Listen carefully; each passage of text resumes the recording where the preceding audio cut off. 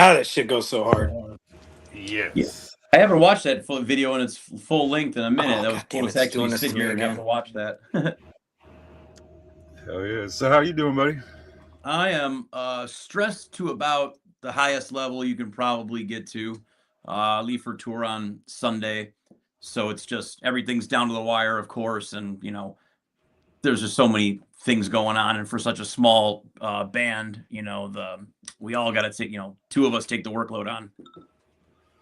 For sure. Now, for But most of the other people, than that, I'm okay. most of the people seeing this already know who you are, but those who see it who don't, you want to give like a brief introduction of yourself? Yeah, I'm. This is George Clooney. I was actor. No, my name is Richard Stitch Thomas. Mostly known for my years in Mushroom Head, which is about 21 years of my life.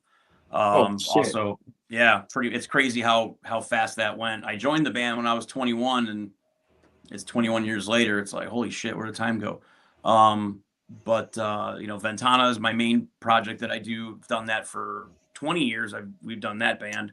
I do that, and then aside from Ventana, I also design, consult, and build haunted houses for a lot of different ones around this area. That's kind of one of the main things that became a gig of mine, and that's one of the reasons why I stepped away from committing to my touring life with Mushroomhead, was because their highest traffic is usually the fall and Halloween season, and so is building haunted houses. And so that's kind of one of the reasons why I stepped away from Mushroomhead, was to pursue that career, and also focus on Ventana, because it kind of always took the back burner for years, and I know it's a good band, a good project, and it's just kind of been sitting at the wayside. That's how you guys have such good like sets for music videos and shit too, man, ain't it? You guys got some good stuff. Yeah, and that's partially because like Cordy was done at a haunted house that I worked for and like designed the room for. Makes sense. Was it We Are the Truth, the one with the Evil Dead cabin? That was built at the haunted house I worked for. What was it? What was the other one? Out of My Mind. There's Out of My Mind was done somewhere else. That was done at a I think that was done at Roxy's place. I was just trying to remember like videos of that era. Yeah. Any ones that were like kind of horror based, they were always pretty much done at haunted house I was working for. You started that one in 2022 in Cleveland, right? Which was that, the Heresy? Possibly. I'm losing track of dates most of the time. No, the Heresy would have been before then. I can't keep track. It's like shit runs together because you've been doing it for so long. Yeah. Right. What got you into haunted houses and wanting to? So I started acting at haunted houses when I was like 15. There was a local place here, still around, but it was a different building back then. It was called Bloodview Haunted House. And it used to be in an actual house. It used to be creepy as hell. It used to be really awesome. Now it's in like a old Legion Hall space. But it was like a volunteer haunt, and when you're 15, you look for any reason to get out of the house and do something.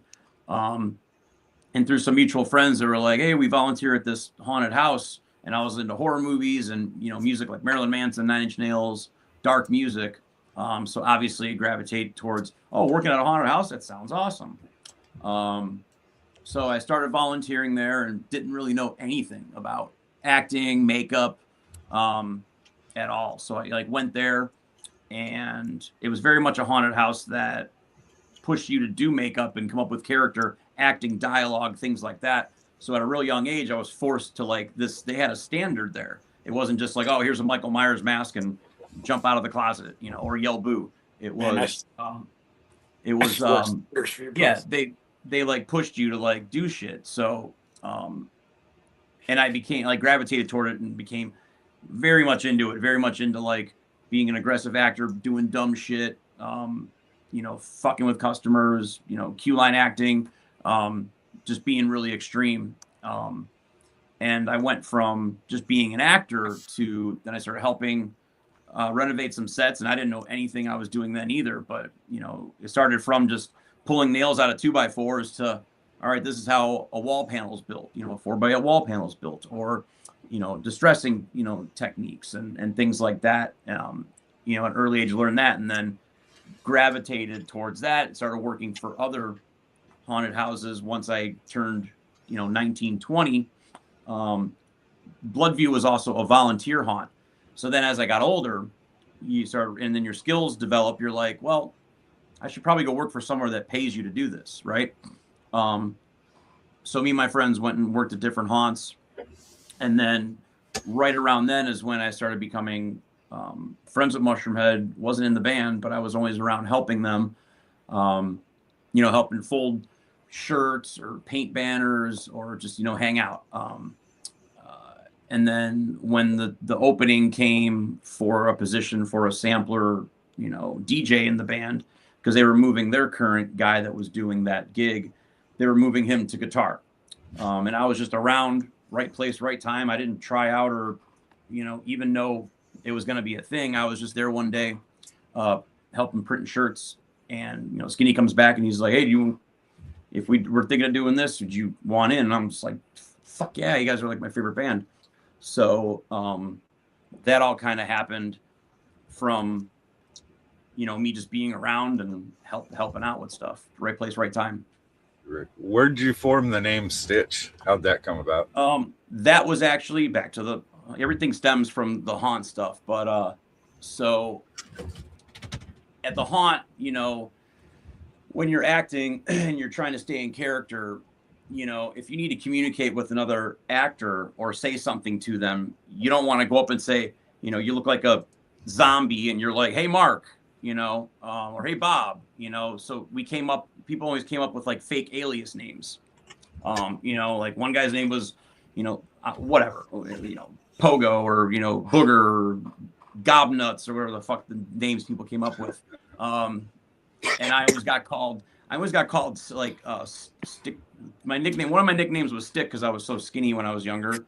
And then that kind of developed into Stitch, like kind of on accident.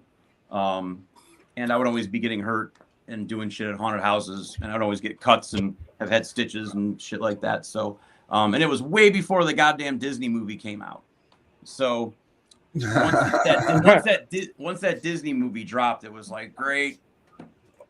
Awesome. Thanks, Disney. Yeah. but at least that, to be fair, the Stitch character is kind of cool. Where'd you get the concept for your mask? Your mushroom head mask? So the original X-Face masks, which just had like the logo on them, the plain black ones, we had that for a while. And then once the next album cycle came around, it became a conversation of, everyone wanted some more personalization. Until then, it was just Gravy had a ponytail, Skinny had dreads, I had headphones, and then that was, kind of only a couple people had something that defined them looking different from everyone that had the same mask. So then from there, we decided to go deeper into, coming up with, customizing our characters, and getting more horror movie with it, more personality, things like that. So we worked with mask maker Dave Greathouse back then to come up with, concepts and things like that. And he was responsible for the early years of all those masks being made. The original inspiration for my mask, was kind of like supposed to be, Chatterer, from Hellraiser a little bit with like the pulled skin look, Cenobite kind of thing, Stitches, Nemesis was another inspiration from the Resident Evil games. Baraka, of course, then later became with like when I started doing the teeth in the masks, that was very much inspired by Baraka. And that's one of my favorite ones myself. Yeah, a little bit of Predator in there as well. It's just like a combination of like 6 to 7 cool characters that I'm a fan of, and then just kind of mixed into one to make that to where people are always like, oh, it's the coolest mask ever, but like it's really just an incorporation of everything that I love to where it just makes something new. Is there like a certain character that you find yourself keep coming back to when you're making you mean like in haunts? Or like, what do you mean character-wise? Like, what coming back? I think he's talking about like with your designs for your masks and stuff. Like, I mean, most of anything I do, like I just, if I'm doing a haunted house, I'll pull from the same inspirations. But like when I do those, I revert more to video games for inspiration. But when it comes to other stuff like that, it's just all those horror movies and things combined that I always pull inspiration from, or I've seen an image somewhere and I find a way to tweak it to make it my own. What are some of your favorite horror movies? Oh, Jesus Christ. I mean, you can't even, people ask, like, what's your favorite horror movie or this or that? Like, it's so hard. But like, all the classics, like The Shining, Psycho, Texas Chainsaw Massacre, all, the Freddy movies, the Jason movies. Lately, a lot of the psychological horror is getting really good. Like a lot of the A24 stuff, movies like The Midsommar and Heredity and, things like that. As Above, So Below is a fucking great one. I mean, it's endless. The Hellraiser series, it's just, there's so many freaking horror movies. You like Saw? Them all. You like Saw? Oh, Saw. So, with Saw, like I loved it when it first came out. It was awesome. It was, innovative. It was new. It was different. But then by, with Saw 27, it just became so, I don't know, redundant. Yeah. And I hated how they cheaped out. Like the first Saw was like all pretty much organically done. I don't really believe there's any CGI in that movie at all. It might be a little bit, I don't know, but it's mostly very believable. And then as they went on, they got so ridiculous with the kills that it just became silly. But I love the original one, the original story. I just think that series went on for way too long. Except for Saw 6, because we were on the soundtrack, so I can't hate on Saw 6. I thought it was 5 y'all were on. Was it? I thought it was Saw 6. I think I only say that because watching the music video and like I'm a big fan of the franchise, honestly, and that the video seemed to have like a replica of one of the traps in 5. Yeah, I mean, I think that might have I been don't just remember. a tribute to it, but I swear it was Saw Maybe 6 because I've said the word Saw 6 so many times. That's what's maybe registering. okay.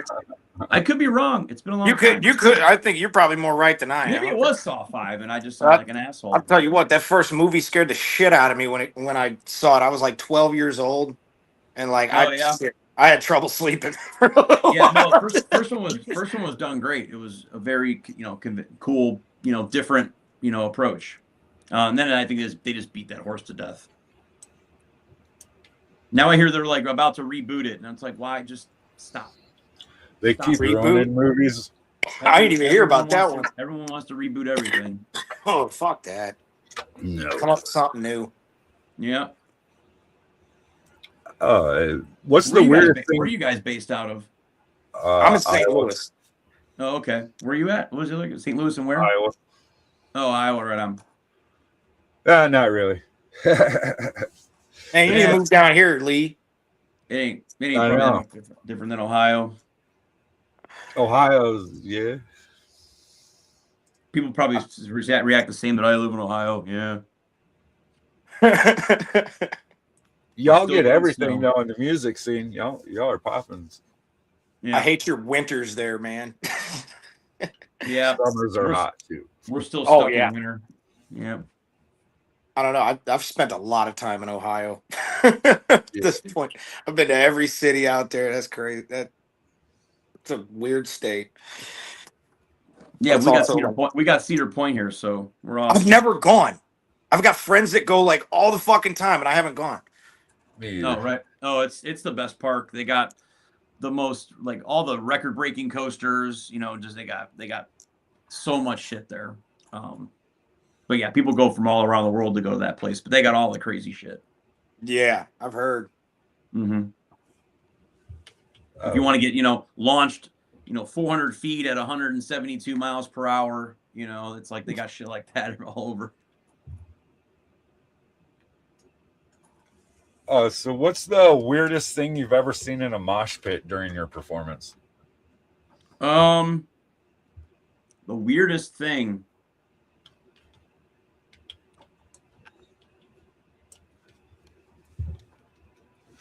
Man, you're really making me dig to like go through the fucking Rolodex of memories.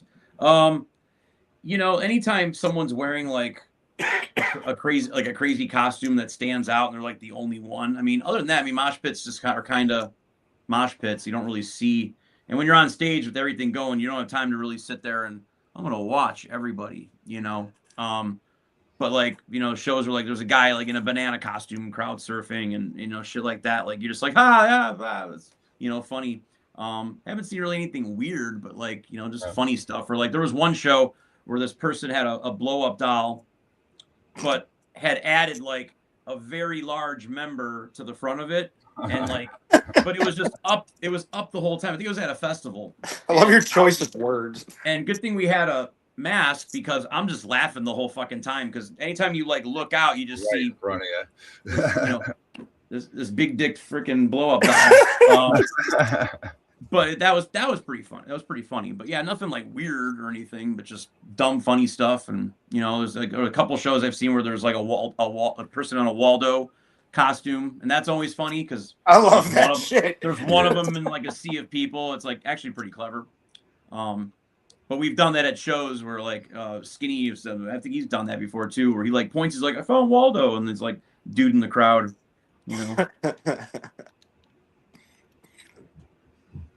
What's some of the wildest shit you've seen at the gathering? How many times have you been performing? Probably three or four times done the gathering, I think, since I've been in the band. They've done it more since I've been out of the band, but I think I've done it 4 times, I believe.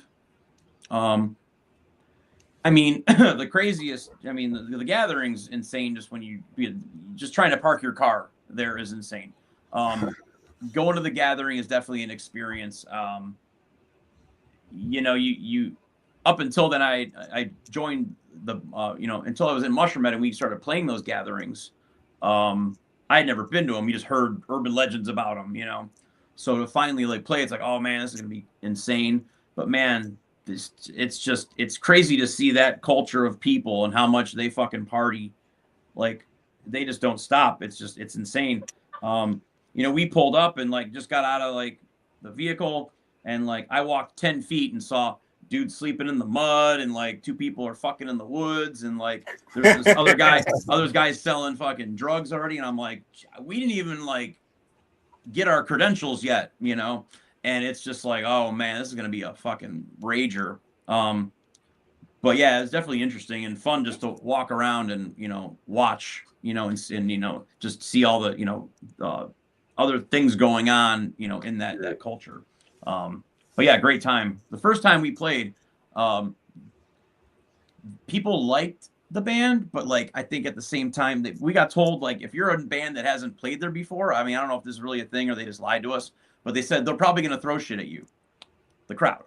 You know, it's just part of it. They're gonna throw cups of beer, cups of water. Even if they like you, they're throwing and stuff. that's what we were told, and it's like, great. So I guess the more they like us, the more shit we're gonna get hit with. Like, so, but good thing we got masks and all that. I got to be protected, but and it was funny because we were just, again, it was just shit everywhere, getting hit with beer and water, and it's just like, all right, fuck it, you know. But then someone had thrown, to this day it haunts me. There was like, I think it was when it was at Cave and Rock, Illinois. There was like a small pond or like a creek or something. Hepatitis. Lake hepatitis. Okay, so they had pulled out a fish or something from this fucking cesspool. The fish was dead, I think, rotting in the sun all day. It had to have been. This guy, either this guy had just found it or this was planned, because all of a sudden this fucking huge fish comes on the stage and it hits the stage and doesn't just slide, it explodes. Oh hell no. You guys got fish. And it was just like instantly the worst fucking smell. Thank God it was outdoors and there was like some air, but it was just like instant, like rotted, horrible, disgusting fish smell. And it was just like, holy shit. And then like, and then one of the stage hands like picked it off stage and they went and set it on top of one of our road cases. And it was a road case that had some of the laminate cracked off and with the bare wood was exposed. Oh no. So this smell just absorbed in the wood and like it was, but that was our first gathering experience. That's vile. Yeah. There was like a squid thrown like by the second stage this year. Oh yeah. It just sat out there rotted in the sun. Like squid, octopus. I don't remember who was performing when it was out there, but fuck, dude. I didn't smell it because I didn't get that close. No, it wasn't him. It was fucking. I remember being over there for Miss Juggalette, and the chick put the chicken foot in her coochie. Or her ass. I can't remember, but like, she's the one that won. Yeah, whoop whoop. Yeah. Jugs be jugging, you know? Yeah. I've been trying to get Ventana on the gathering just with no luck. I just haven't, you know, fully ever, you know, try to pursue that. But I told my agent to try to get us on this year, but nothing came of it. I feel like I got a better chance of getting on wrestling right now. Yeah. But I don't know. We're gonna make a play for it. See what we got. See if we get ghost bones on that motherfucker. Hell yeah, just get people to put them emails in. Shit. Yeah, well, it's like, I know, you know, the booking people, it's just sometimes you just get a hold of them too late because they probably had that lineup figured out, you know, last year, you know. Festivals usually like that, plan a year out. Yeah. Right. So who are some of your biggest influences when you were learning compared to now? So growing up, it was a lot of, 9 Inch, Metallica first, obviously, when you're younger, and then like in the early '90s, 9 Inch Nails came out, Marilyn Manson came out. I started gravitating heavily towards industrial metal, and bands that had a huge show production, and were weird and wore makeup and costumes, and weren't just human beings, because I was really bored of just like, dudes are up there in t-shirts and jeans, and it's just I wanted to see more visually. So those bands kind of rooted what I wanted to do, and like White Zombie, stuff like that. Sure. So that was kind of the root of like the inspiration of like, shit, I want to do that one day. And then I started, because I didn't know how to play guitar, didn't know how to play drums, things like that. So I started off with the instrument any idiot can learn, DJing. and I don't mean that against any DJs out there. I'm not hating on DJs. I still, very much dabble in that world, and do industrial nights at some clubs and stuff like that, DJing. But if you have the drive to learn it, you could just learn how to do that shit. I didn't know how to do any of it, but I picked it up and figured out how the hell do you scratch records. I'm like, I don't get it. And then one day you just get it, and you're like, oh fuck, and then that became fun. And then I learned sampling, looping, things like that. So I was able then to start writing songs based on the looping process and the sampling process. I couldn't tell you if it was an A note or a C note, or fucking if it was sharp, flat. I have no clue. So it was instruments that I could, figure out how to make songs without really knowing what I was doing. And then started dabbling in, keyboard stuff and figuring out basic things like that, and then maturing more as I got older, and learned a lot more. As far as influence and what I'm doing today, a lot of it still is rooted in industrial music, but I've always been big on 80s music, but I feel like I listen to it more than ever now. And it's mostly because they had like the best hooks. They had like their chorus would repeat 5,000 times, but you didn't care because it was a cool beat. It fucking rocked, probably because everyone was on cocaine. I don't know, back in the 80s. But that influences a lot of because I love heavy music, but I'm sick of heavy. It's redundant. It's heavy. I mean, how much heavier can you go? There's no more way you can do a breakdown any more than 90 bands have already done it. So I love heavy metal elements, but I also like mixing that synth poppy, hook catchy, stuff to where people hear it and they're like, oh, that's really cool. Not just like for a whole album. It just gets, redundant. Slaughter to Prevail. Yeah. Yeah. Well, I mean, I love Slaughter to Prevail. I do too. I love that. I love all that music. I just don't want to write it. Why fucking demon? Why would you want to write that music when Slaughter to Prevail exists? You're not going to top that. They're already they're murdering it. They're already fucking sick. Like I love their shit. That Alex dude. Alex Terrible is dope. Yeah. I thought I knew how to scream fucking metal vocals. That guy's a freaking demon. It's insane. What he does with his voice is what I would have to stack multiple to do to make it sound like that, with effects and distortion and pitch shifter. But he's just live. Like, how the fuck are you doing that? Yeah, a lot of synth pop, a lot of 80s is what I mostly listen to for inspiration. I generally don't listen to heavy music to write heavy music. And then most of the time too, a lot of shit I'll listen to is 50s jazz, doo-wop music. I love all the old, music from the 40s and 50s, mostly because of my love for BioShock and Fallout and video games like that, to where they always have those soundtracks, going on. So my brain associates those video games with that music, and I've grown to really like it. And goddamn, man, back then people knew how to write songs, and they had no technology. They had nothing. But just some of the music and the the catchiness of a lot of that stuff is very, very rad. So I try to listen to, you know, older stuff as well, and less of like newer shit. There's really not many like brand new bands that came out that I like. You know, there's a small handful, but you know. You ever work with Sepultura? Never worked with them, but we've played, you know, shows. We've been on festivals with them, stuff like that. But never like worked directly with them. No. Now going back to the mask, what about the Ventana mask?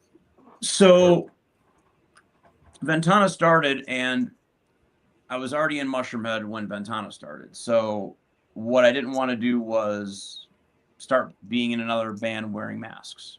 So the masks weren't a thing originally. We wanted to not do that. So we went more industrial goth with it at first. Plus, we were all in our 20s, so we can get away with, you know, wearing mascara and freaking having dreads and all that stupid shit. Right. So we didn't really have a gimmick for a while. And then what started happening was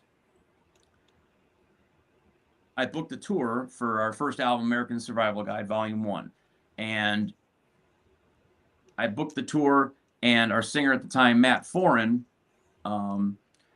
had some issues where he couldn't commit to the tour. And I already had this tour booked. Things were moving forward. Shows were booked. Had it promoted as much as I, you know, could at the time. What I didn't want to do was cancel a tour. One thing that Skinny had taught me of my years in Mushroomhead is just like, you know, no matter who quits, move forward. So my solution to that was, okay, I'm about to go out and debut this band on tour for the first time without the singer on the album. So that became, you know, a challenge. So my buddy Steve Rockhorst, who is also the singer of Mushroomhead now, but back then he wasn't, I knew that he could very much do the Mike Patton style vocals, had, you know, could scream, could do, you know, a very talented vocalist. And we went to high school together. So I hit him up and was like, hey man, can you fill in for this tour? I need a vocalist. So we worked out an agreement. He learned the set, sounded awesome. But then I'm like, now I'm about to go on tour. I don't want it to be like, oh, here's my new singer, because he was not going to be the singer. It was filling in for a tour. So me and Dan were talking, like, what the fuck are we going to do? Like, I don't know what to do. I don't even want to say anything. I don't want, because you're starting a tour with doubt, with fans having doubt, with fans going, oh, their singer just quit. Why would I want to go to this? That sucks. Because, I mean, 9 times out of 10, if the singer quits a band, people tend to, you know, bail from it, you know, which is unfortunate, because I've heard plenty of bands that, you know, no disrespect to an original singer, but sometimes the second singer does just as good of a job, if not different, and brings something to the table. Perfect example, you know, Dillinger Escape Plan. I loved when Mike Patton did a record with them. I wasn't a fan of Dillinger Escape Plan before then. And then they got Mike after Mike Patton, and then freaking Greg, sorry. And that dude killed it in Dillinger Escape Plan. They became one of my favorite bands because of his vocal style. Sidetrack conversation. So Dan and I were talking about what are we going to do in Ventana since we're replacing the singer. And we just came up with the gas masks. Because in Apocalypse, I think Dan might have even suggested gas masks. I can't remember how it went down. Because then we're like, we can hide our face and we'll just go on tour and we won't say anything. You know? And see, you know, and still put on a good show. So we're not having any press out there that our singer fucking quit. So then that look evolved from there. And then we started, you know, battle damaging them, adding lights. Because what happened a lot was, again, people were like, oh, Slipknot light. And oh, you guys all look like Sid Wilson. Got that a lot, which is pretty funny. Because I think everyone in the band had a mask that at one point Sid Wilson wore, because that dude wore like, you know, different gas mask every cycle. But got sick of the gas masks after time because they're hot, the glass fogs up, hard to breathe, and we're jumping around, very aggressive, you know, band, and we would just die. That's probably how we all stayed in shape back then. But it became too much.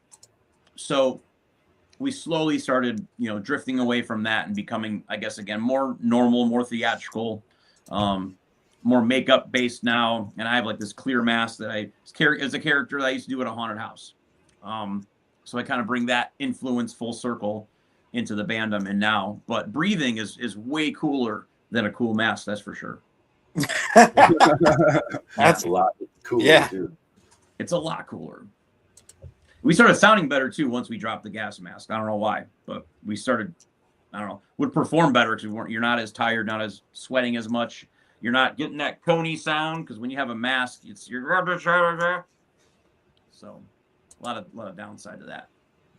What up, Swill? Whoop, whoop. Swill's from 216. Cleveland. What'd you say? Oh, Swill, he's in the chat. He's from Cleveland also. God, I thought you asked me a question. I'm like, huh? I haven't looked at the chat at all yet. Yeah, I wasn't sure if this was like a live thing or if you were doing like a pre-recorded thing that you're gonna like put out later. So I didn't really know to blast it out there. But once it's up and out there, I'll share it and all that shit. For sure. Say people are out there. People are watching, man. I'm gonna pull up You're a Fucking Asshole video. Is there like a backstory to that, or is it just something you? What's that? What's the what? What? You're a fucking asshole. Oh, it's a Ventana song. Yeah. Oh, you asking me about the song? Yeah. Oh, what's the inspiration? I thought you meant like what it means. I'm like, oh, you don't even know. I thought I was high. Yeah, right. Yeah. I'm not high. That might be the problem. Yeah, that is. So,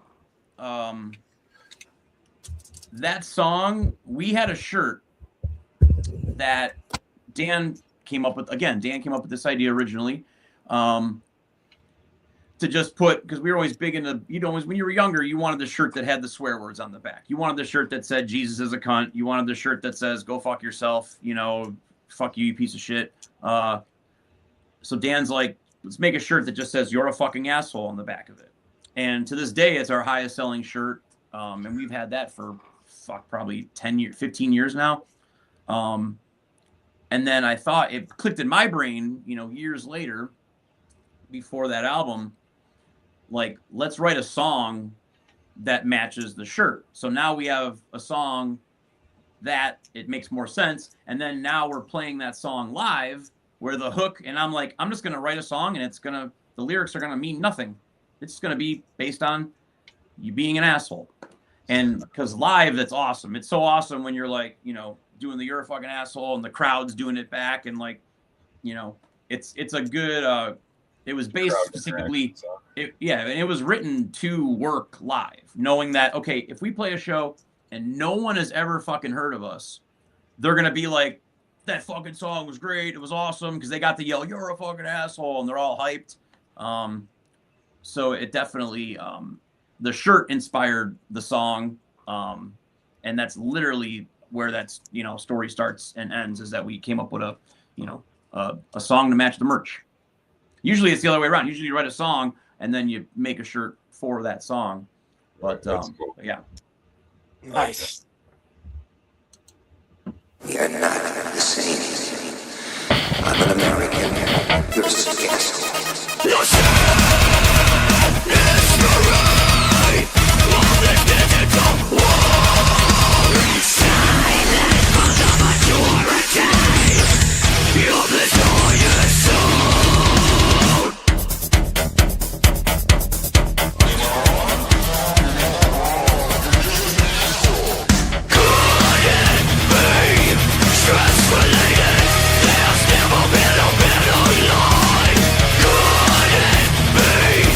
Just so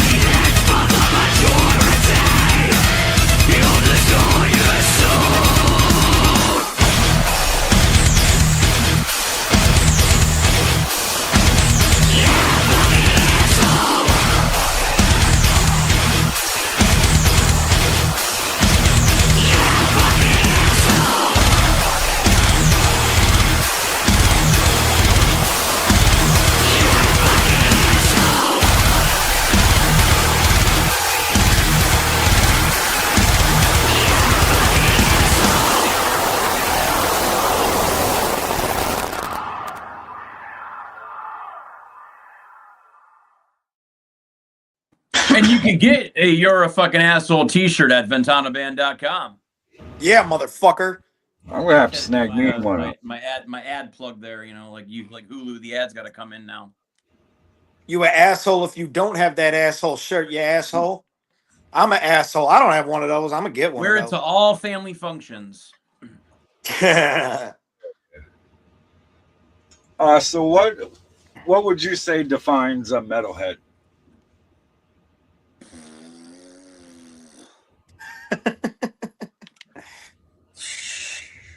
I don't know. I don't know, because I'm not really a metal. I'm not a metalhead. I like pretty much all forms of music.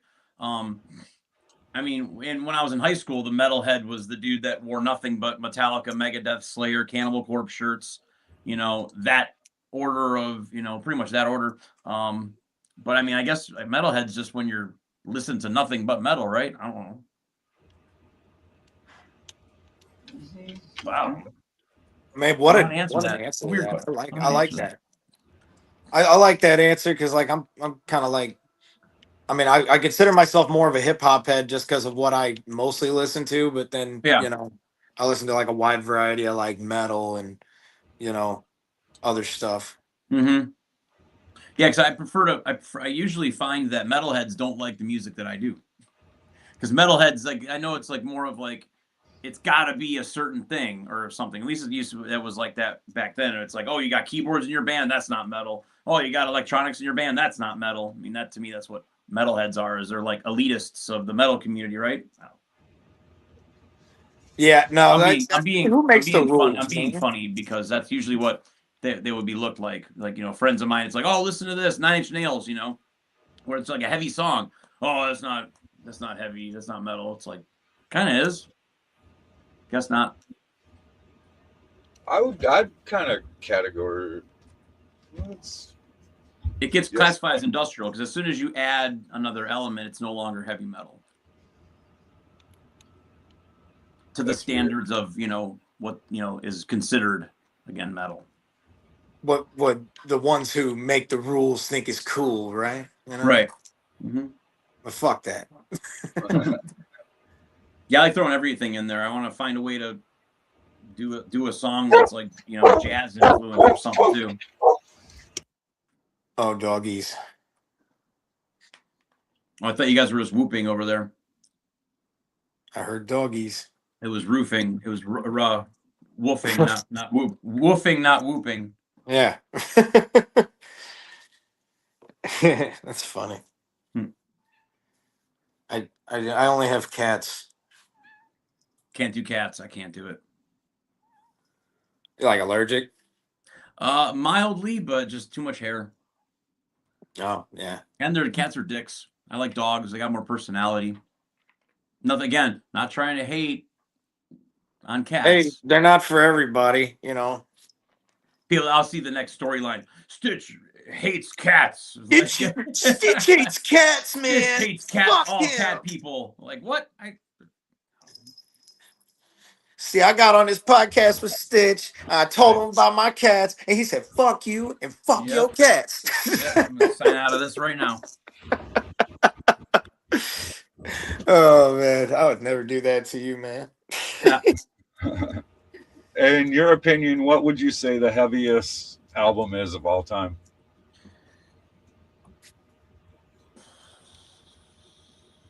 Michael Jackson's Thriller. Man, that was like the first album I liked, like in my whole depends how you really look at it, you know. Time on this planet.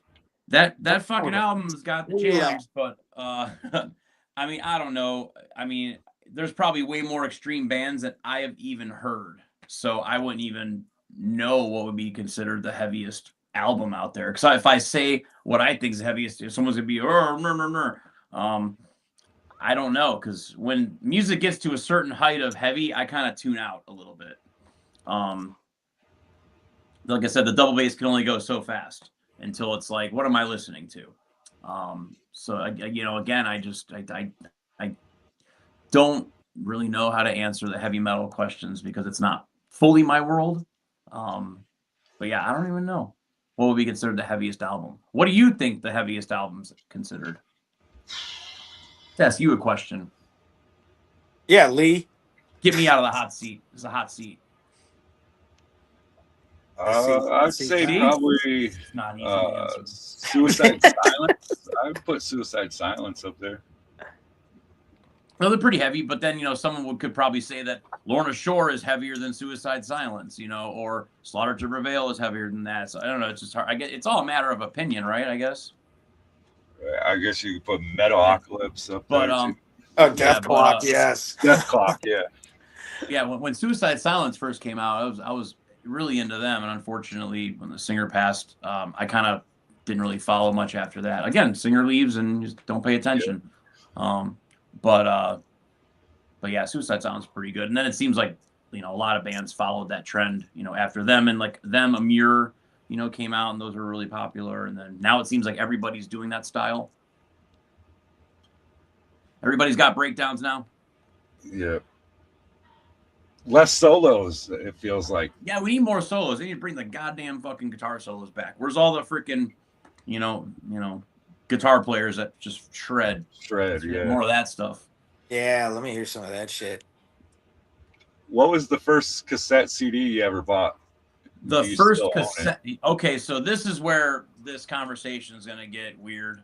So, you know, when you're younger, you don't have access, especially when I was, you know, growing up in the mid 80s, you kind of listen to whatever your parents were listening to, you know, as far as what you're tuned to at a young age. So growing up, my mom would listen to, you know, Rod Stewart all the time, you know, fucking George Michael, you know, stuff like that. And then MTV was very, you know, big thing in the 80s too. So that would be on. So I would see mostly like, you know, pop stuff during the day.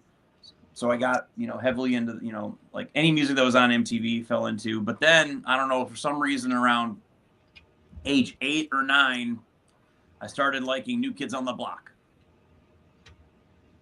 So I had the color, you know, New Kids on the Block cassette. I had a Milli Vanilli on cassette. You know, Color Me Bad. Like I listened to a lot of shitty music when I was younger because you just listened to whatever you heard. Oh, that song's popular on the radio. I like this song. And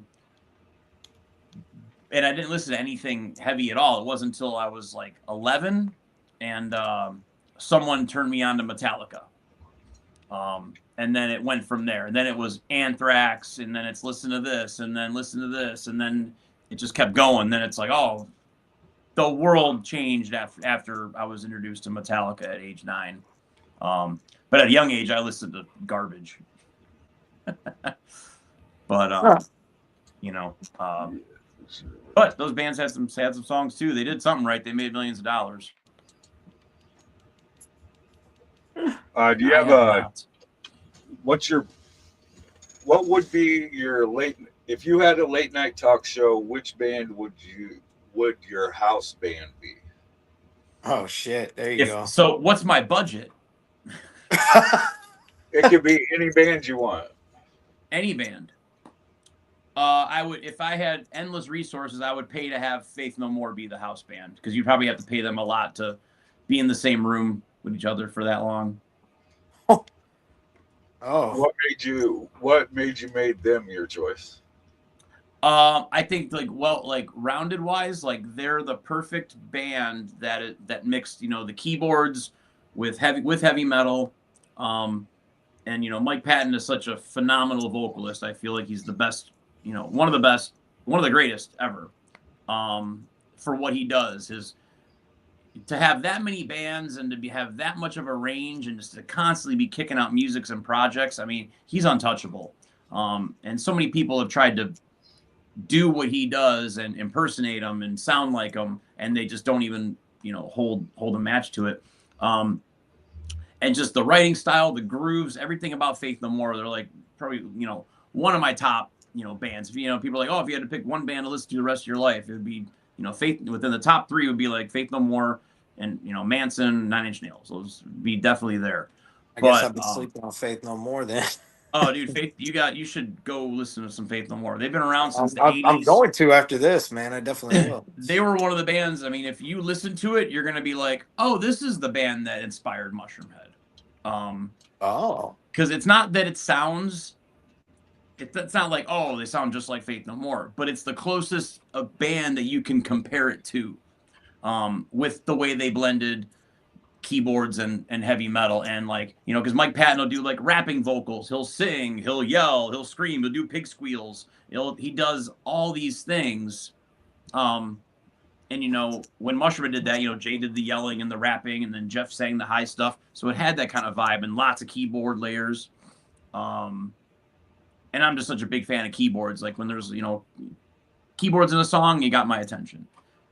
And Faith No More has so many good songs. There's not, I don't think, a single record where there's a bad song. They don't have a bad song. You know, they got some filler songs that, like, oh, you can tell that one is last on the album for a reason, but it's still a banger. But yeah, they're phenomenal. I recommend, since you've never heard Faith No More, I would not recommend listening to their 80s stuff first. I would listen to Angel Dust. The album's called Angel Dust. Okay. It's got a swan on the cover. It's blue. Listen to that record first, and I guarantee you'll be like, oh, I'm going to fuck with this band, you know? I want to write that down. I'm surprised you haven't heard of it. How the fuck have you not heard of it? I haven't not heard of them, honestly. I haven't not heard of them. I just haven't really Right. It's just one of them ones that hasn't really come across like the dust like that. You know what I'm saying? Angel Dust? Who the hell is Joe? I can't even say that last name. You know, I feel like an idiot because I don't know who the fuck that is either. Who is Joe Uffridge? I'm going to pronounce it wrong, and I'm going to be some elitist again is going to tell me that, oh, you don't know who Joe Uffridge is? Offridge? No, I have no idea who that is. Who's that? Black Metal Joe? Oh, Black Metal Joe. What'd you say it was called? Angel Dust? Wait, what? Wait, what was his previous question? Oh, my bad. There was that one, and then what was that other one? I don't know what he's getting at. Did it inspire Black Metal Joe? I mean, I have obviously no. I don't know. I don't know who that is. You know who that is, Frodo? Let's say that again because I went to go get. I mean, he's saying Black Metal Joe, and the only thing I can think of is the prank phone call that Mushroom had about the guy, the prank call with evil that darkness and evil shit. Oh, man, I can't think of it. I ain't hip to what he's asking. Yeah. Oh, see, now I'm in trouble. Now I'm getting asked if I'm a juggalo. Now I'm going to get the hate wagon coming after me. Now, I don't have a Hatchet Man tattoo, but I I've been an ICP fan since fucking Riddlebox. So, dude, you don't even have to have a Hatchet Man tattoo to be a juggalo. Oh no, I'm just saying. Fuck all that bullshit. If anyone says otherwise. No, I was again I listen to different shit. I love all that early ICP stuff. You know, because I was into like heavy music, dark music, stuff like that. But they were so whack and different that actually made me start liking, it because it was rap, but it wasn't, And back at the shows back then, like I saw them on the Riddlebox tour, Malenko tour. Oh, that's cool. I'm jealous. Half the crowd was like metalheads back then, like dudes in metal shirts, and I'm like dudes moshing in a Slayer shirt singing Hocus Pocus, I'm like, what the all right, going on here? it was like that. It was a lot like that back then because their music did cross genre a lot, and especially like that weird early stuff they were doing in that era, to where people that did like heavy music, you could see them at an ICP show. It wasn't like everyone that just likes rap goes to ICP shows, but that was cool. Their early shit, so good. Nothing against anything they're doing now, obviously, but yeah, man, Riddlebox and Malenko, absolute. Yeah. Gold, Magic. Jacko Brothers show was good too. Yeah, no, yeah, absolutely. And their shows are fucking still a blast, and they're so much fun. We've had the pleasure of playing, on tour with them, aside from just the gathering. And those guys are so much fucking fun. We did Europe with them, which was insane. Or sorry, not Europe. We did the UK with them. I don't want to be improper.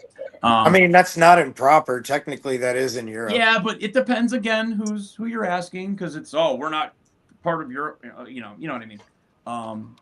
But that was interesting. So they had never been over there, and we went with them.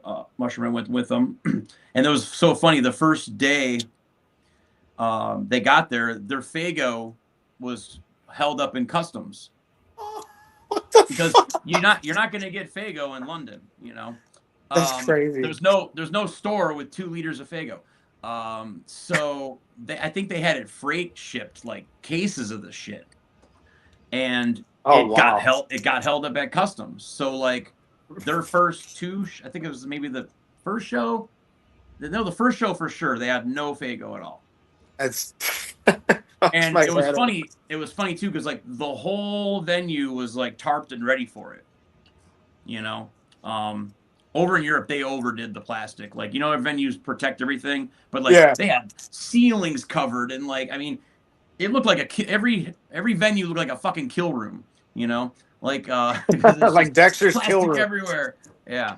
But I can't remember what they got.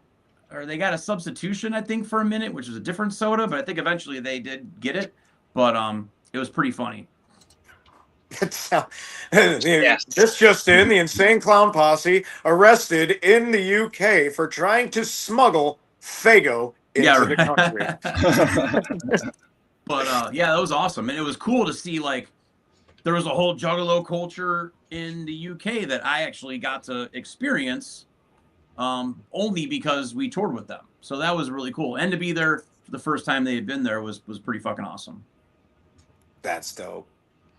And every day me and Dan are, watching them singing along to all the old stuff, because we know all that shit. I know all those words by heart. I just put on a song the other day and I knew every word. And I'm like, I haven't listened to this song in 10 years. I still know every fucking word.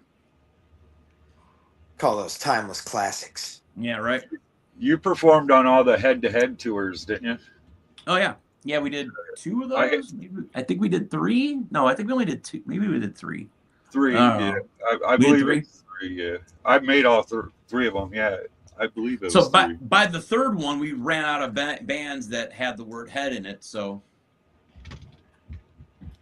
So you can't do a head-to-head tour 5, because we couldn't get to 4 and 5 because there wasn't any more bands with the word head. Yeah. No, that's just a joke. I'll make a band called Head Ass. Yeah. Motorhead wasn't available. They said no, and no. That would have been cool. No, we never reached out to Motorhead. I was just joking. No. That'd be sick. Yeah. I would have been sick. Would have. But I went to a few of those out here over at there was like one at Pops. I think one was at like Mad Magician or something. Mm-hmm.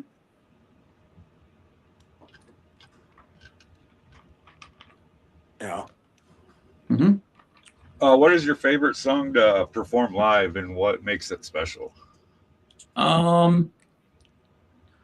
With Ventana, my favorite song is it's the Fallen Idol. It's on the first record, and it's the slowest song we have. And part of the reason why I like it, because you get to breathe. But that song was written when a good friend of mine had passed away, a friend of mine and Dan's at the time. He passed away at a very early age. He was an incredibly talented human being. And he had passed away, and he was very inspirational to us and a friend of ours that we wanted to see succeed.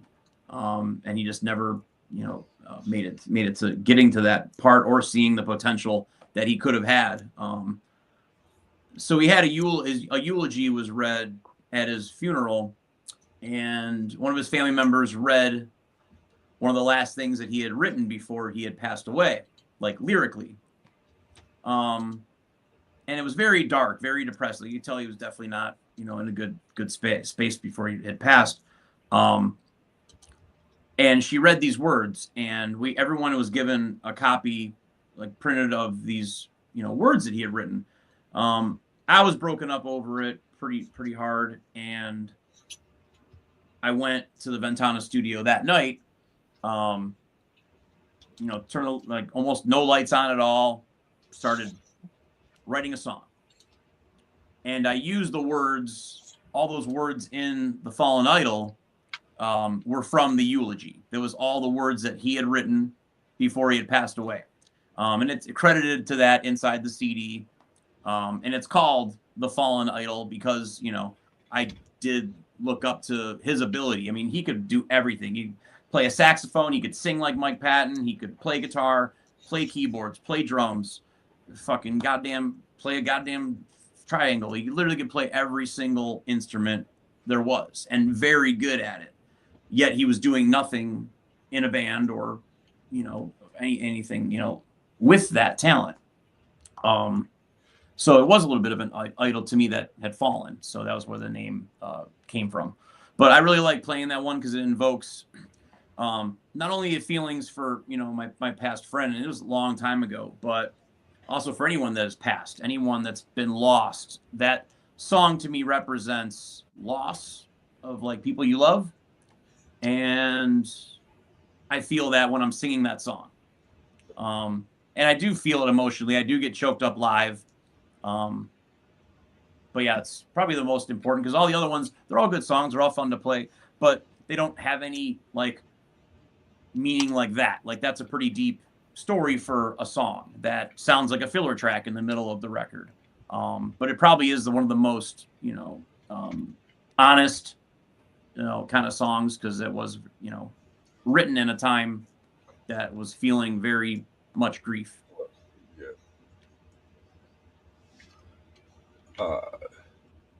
Will asks, what's your favorite venue in Cleveland, new or old? Peabody's was the best venue in Cleveland. He called it. He's like, yeah. He's a Peabody's guy. I know it. Yeah.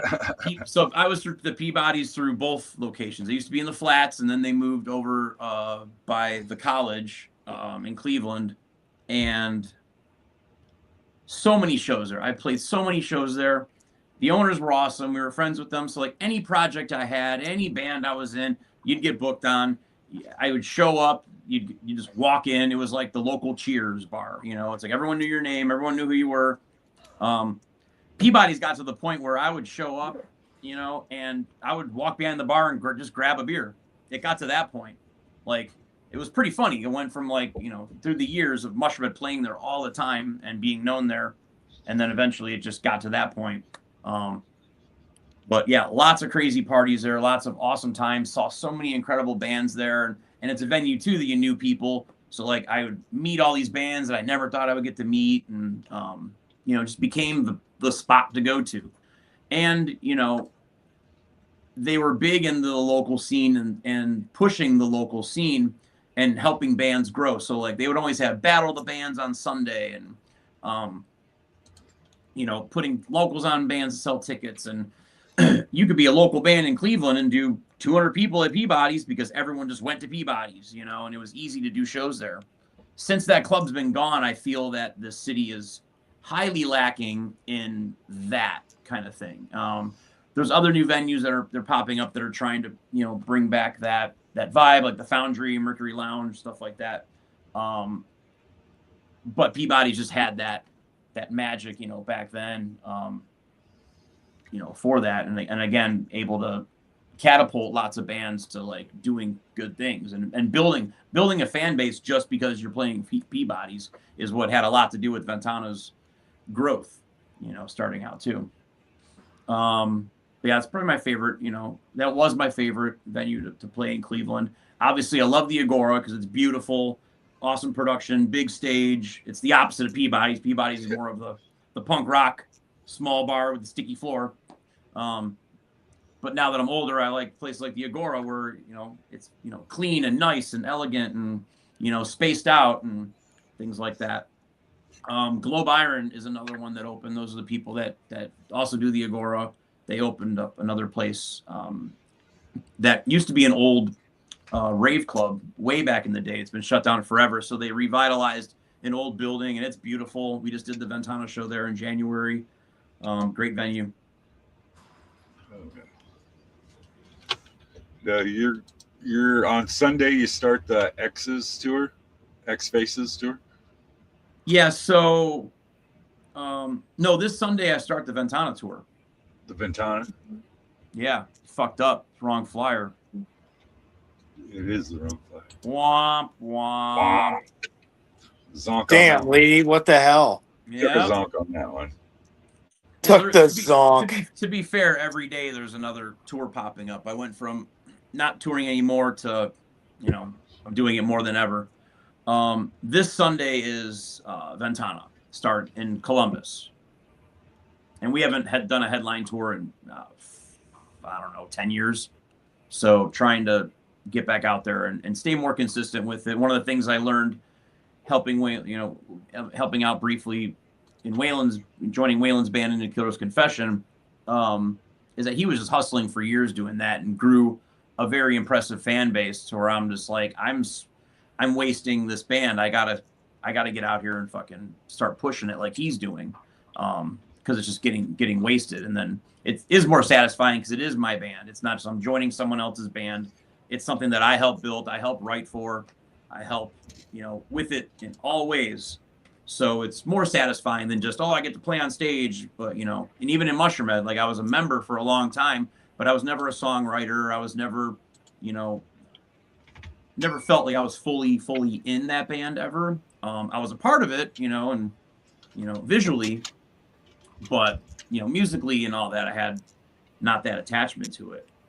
So at Ventana, it's incredibly satisfying to do those shows and to be touring now again with it.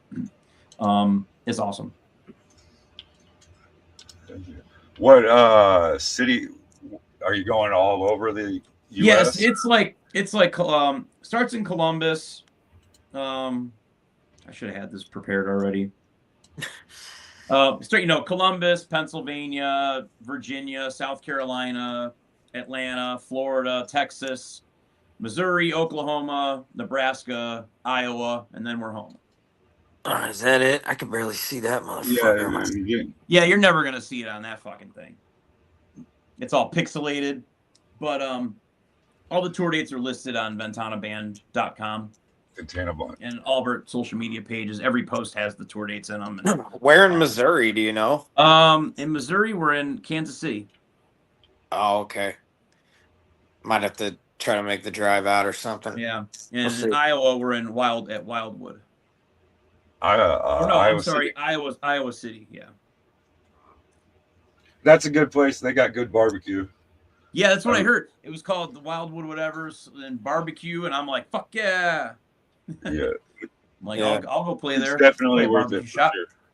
As long as I ain't got to wrestle, I can try to make that happen. Popping through. Cool. Yeah, let me know. Most definitely. Well, last show I attended, not performing. What was this question? What was the last show I attended but not performed? Was Cyclone 9 this past Saturday at the Foundry. They're good friends of mine, industrial goth death metal band. So I went to that show. Now, which non-metal artist would you like to see cover one of your songs, and what would that song be? Do they have to be alive? No. It would be Elvis Presley covering "You're a Fucking Asshole." That would be fucking awesome. Yeah.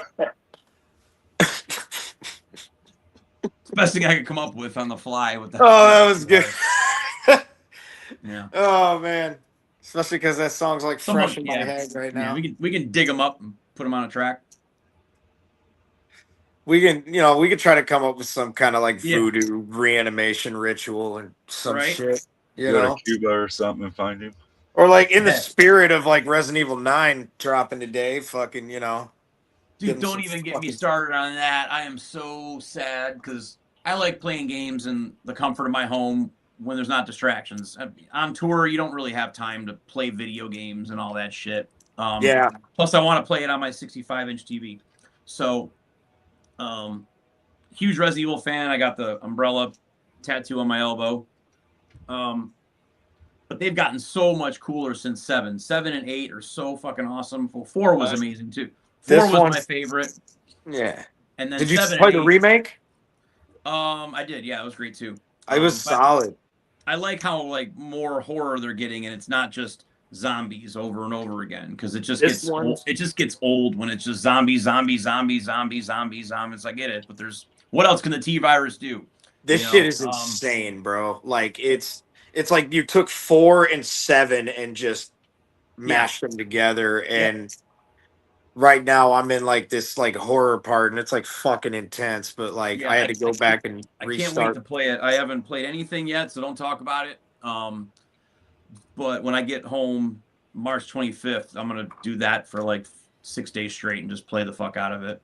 All I'll say is it's intense. But it's fun. I heard it's long. That's fine by me, but I can't wait because when I played 7 for the first time, it's been a minute since I've been scared in the game, and I don't get scared, but like that game made you very tense, and it was very much like fuck, I had to take breaks, man. Yeah, but it was great. Like I love how they redefined that whole horror aspect, and like 7 felt like the Chainsaw Massacre meets Resident Evil. Yeah. And I fucking loved it. And I'm playing it the whole time going, how are they going to tie in, the fucking Umbrella Corporation? How are they going to tie in Umbrella Corporation with this backwoods, fucked up family? Like, what the fuck is this? Like, they're talking. Like, this never been villains talking like that in Resident Evil. So, it was cool when the ending happened and that twist happens. You're like, holy shit, this is Umbrella. Like, they have other hives. They have other hives and other shit. And so I loved the storyline and the world building that they did, where you're like, and then it hit my head. I'm like, now they can do this franchise forever, and they can do, what does the base in Antarctica look like, So that was a fun way that they reinvented the franchise. So I can't wait to play 9. It's solid so far. Cool. Good to hear. Good to hear. What's the most challenging song you've had to record, and why?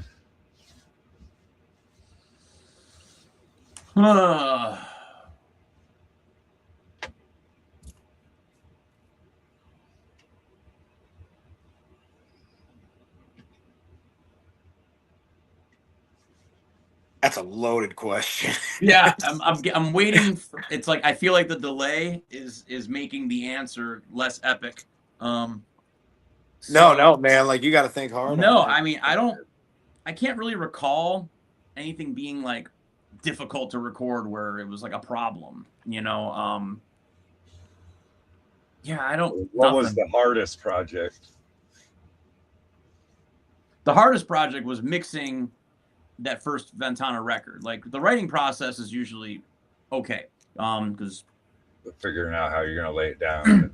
Yeah, so when we were mixing that album and it being the first album, we went to a real studio. And when you go to a real studio, you got to pay real money, where you're paying by the hour. So it became a very expensive album, to say the least, because of how much we had to put time in, because we didn't want to rush it and sound like shit. But there were songs that like we were mixing for like 2 days and then hated it because it wasn't coming together. So there was like days where like the engineer just like wiped it and we started over. So that album wound up costing like $4,000 more than we had anticipated. We went in there with like a $3,000 budget, and it turned into $7,000 just to fucking mix it.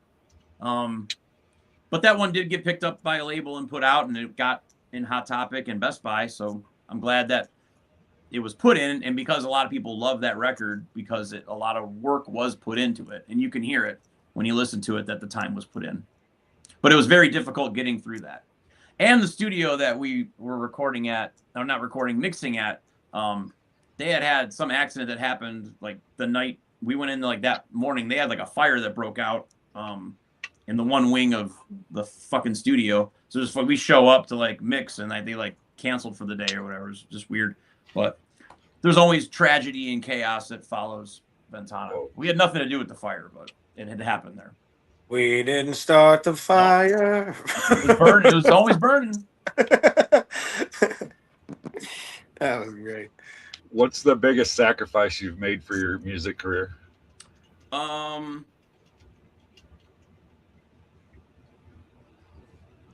I guess like, you know,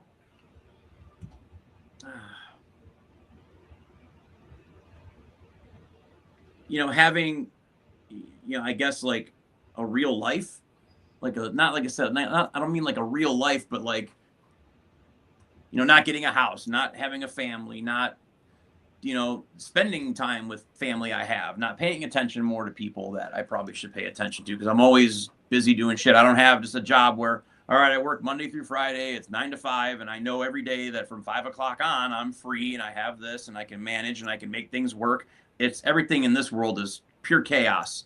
And you have nothing going on one day and it's total chaos the other day. That's not easy for, other people to really understand. So because of that, I have a little bit of a disconnect with people that, because we do live in two different worlds where people that do that stuff like, but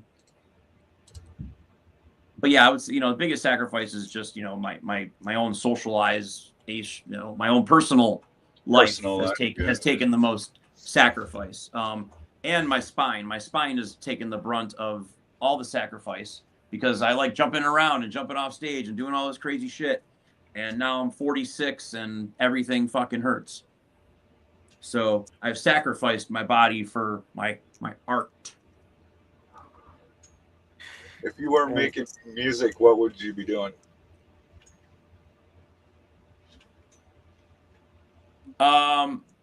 If I wasn't doing music at all, I would probably go farther even more with what I want to do with the haunted house industry.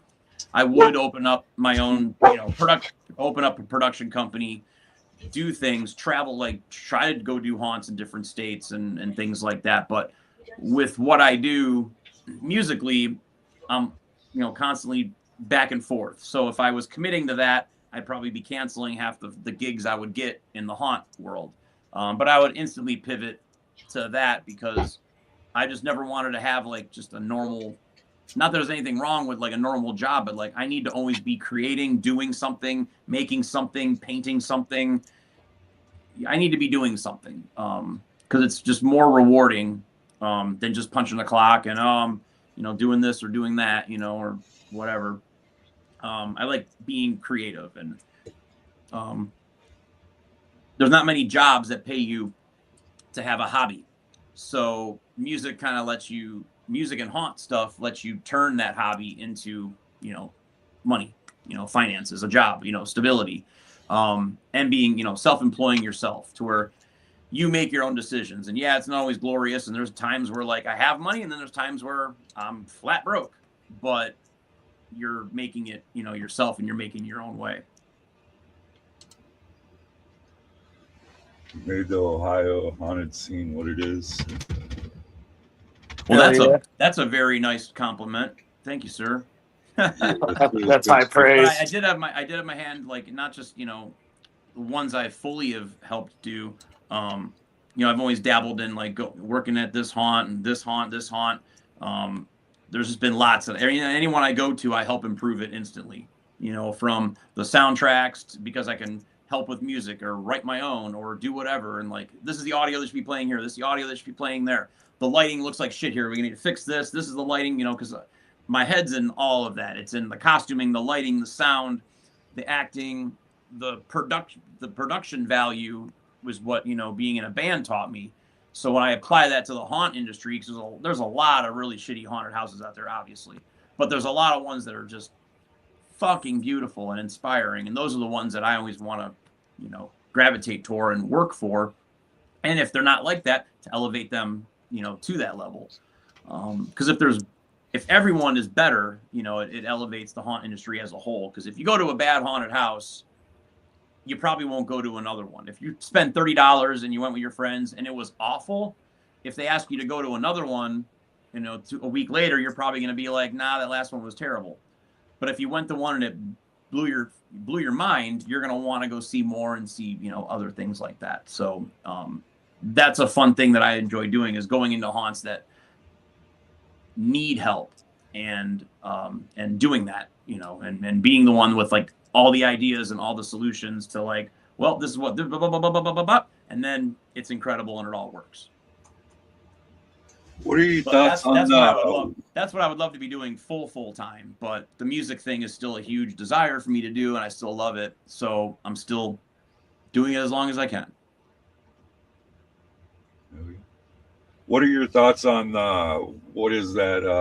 It was either in Tennessee, that haunted house that like waterboarded people, beat them. All right, here's the thing. Here's the thing with that. You're talking about a haunt that I do not want to list the name of, because fuck that haunt.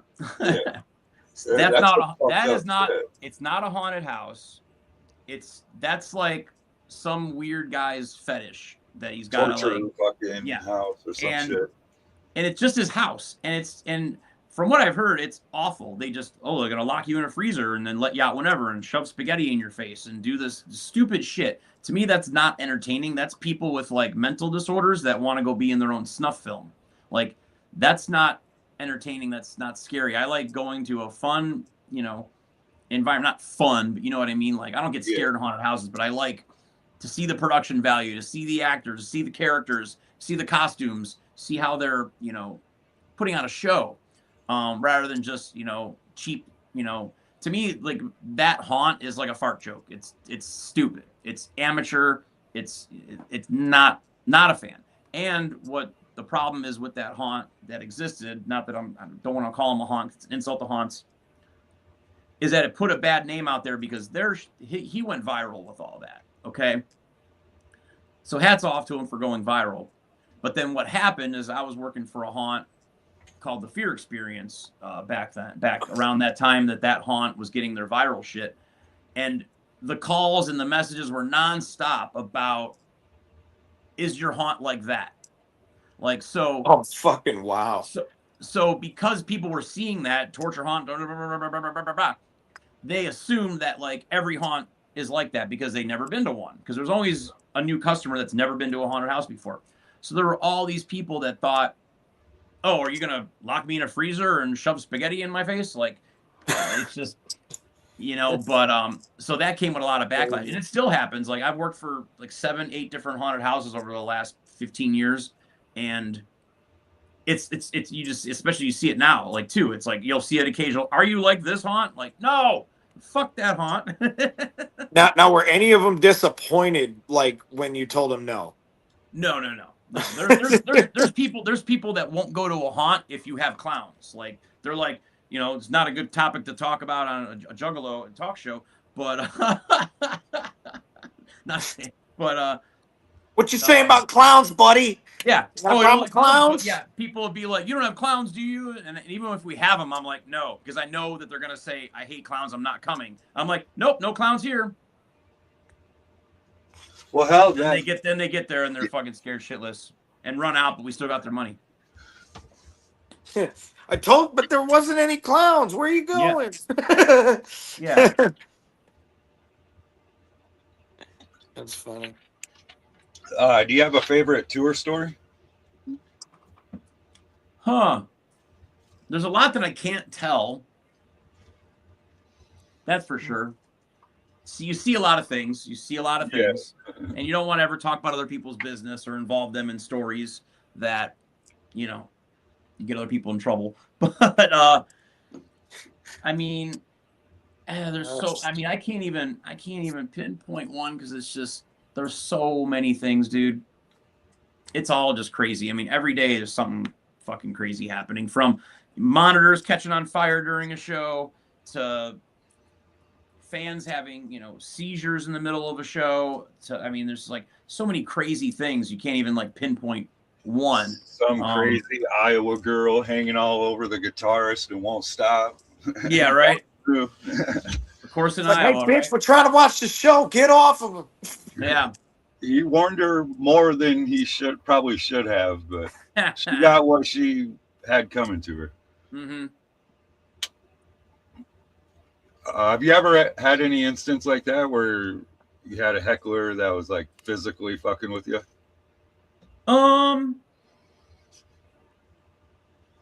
Nothing crazy, but like there's been festivals where, you know, even if I'm at a festival and I don't like a band, I just don't care. I go about my day. There's people that sometimes are just like, fuck you, fuck you, fuck you, fuck you, like, oh, you fucking, like, and they're just yelling, you like, just, you know, and it's like, that's annoying.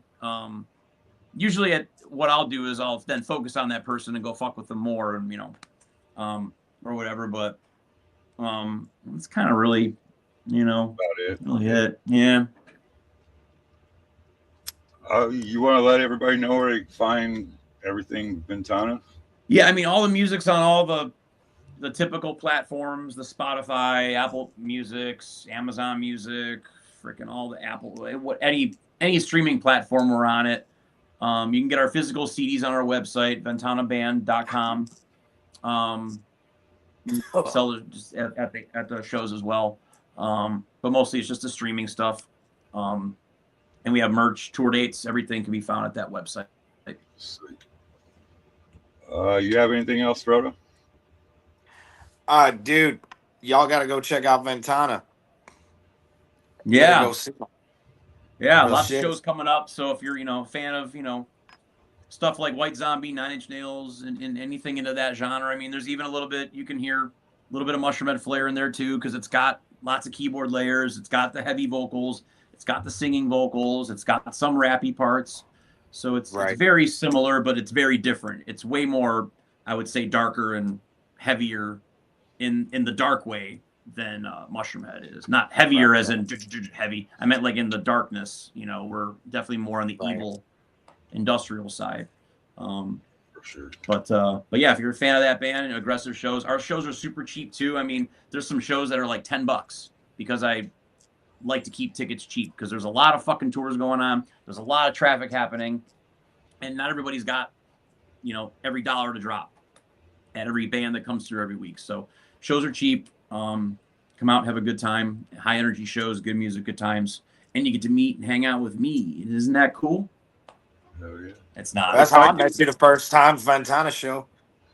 Yeah, you'll dig it. Make it out to the Iowa show. I'll get a hold of you. Yeah, right on. Absolutely.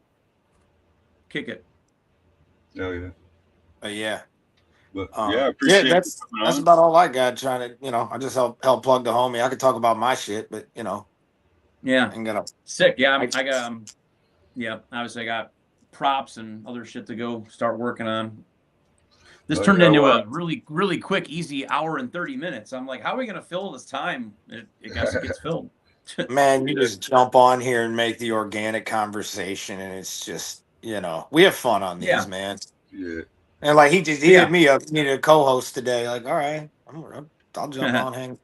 Sick, man. Yeah, appreciate your time. Appreciate you coming on, bro. Thanks for giving me the platform to speak about my nonsense that people may or may not care about. Yeah, Lee, thanks for letting me join you guys. For sure. Anytime. Well, you guys have a good week. Have a fucking badass tour and hope to see you soon. Cool. Whoopity whoop. Whoop, whoop. 2 whoops. Not just one, you get 2. Hell yeah.